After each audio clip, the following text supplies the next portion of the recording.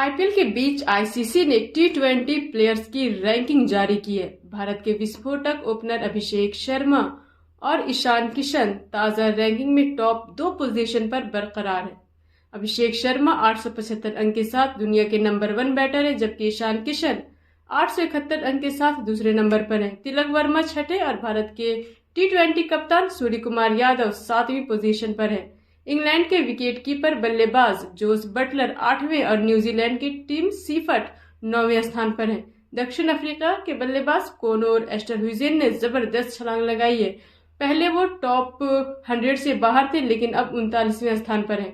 गेंदबाजों में अफगानिस्तान के spinner Rashid Khan top position पर है, जबकि भारतीय स्पिनर वरुण चक्रवर्ती दूसरे और तेज गेंदबाज जसप्रीत बुमराह 5वें स्थान पर है। सूची में जिम्बाब्वे के कप्तान सिकंदर रजा टॉप पर है, जबकि हार्दिक पांड्या दूसरे स्थान पर है। यहाँ तक बने रहने के लिए शुक्रिया।